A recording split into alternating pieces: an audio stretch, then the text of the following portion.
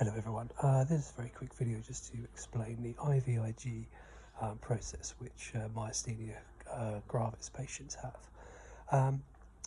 As always with any of my videos, I'm not a medical person. I have barely any medical understanding whatsoever, so I'm trying to put things into rational context and layman's terms, if you like. But if you are concerned about this or you want information about this, then I would suggest you actually speak to a medical professional. Don't take what I'm going to say for granted, because I could well be wrong.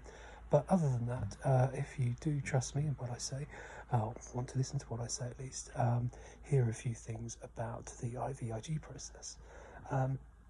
Firstly, why do you have to have it? The IVIG process is something that is effectively a blood plasma transfusion. It's putting blood plasma into you, which is of good quality, and trying to overcome the bad quality, which is essentially what this syndrome is. When do you need it? Do you need it because the medication isn't working properly?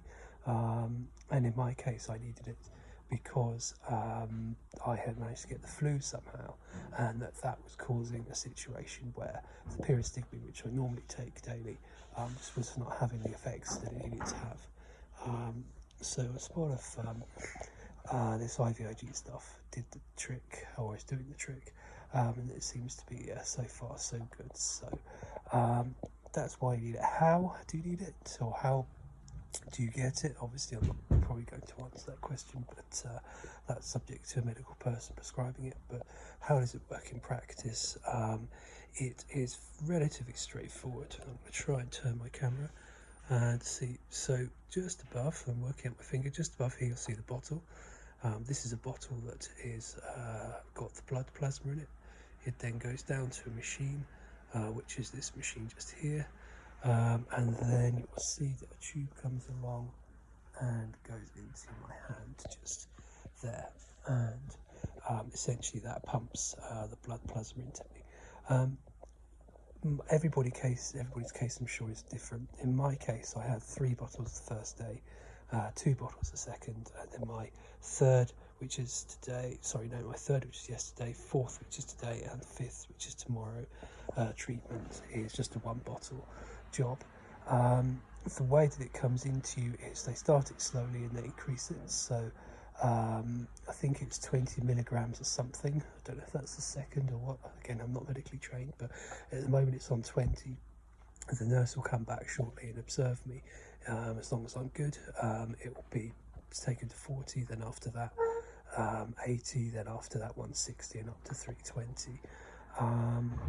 My first night of having this, I think it started with 3 bottles at 9:30 p.m. and went on till about midnight, and that's because they're ramping it up. But it's also the first time I had it, and I had ECGs on me, and also had an oxygen level indicator as well, and I was also actually on oxygen at the time. Those things have been relaxed a bit now, and the observation is just now every half hour the nurse will come and just check what's happening and making sure it's all good, making sure I'm reacting okay to it. So that's pretty much what happens. Hopefully in theory on day 5 I should be released, and that's pretty much it. I don't think there's anything else I can tell you, but it's a very straightforward process, no pain whatsoever. Very quick process. As I said, it was 3.5-4 hours the first night for various reasons, but it's a lot shorter now. It's about an hour or so.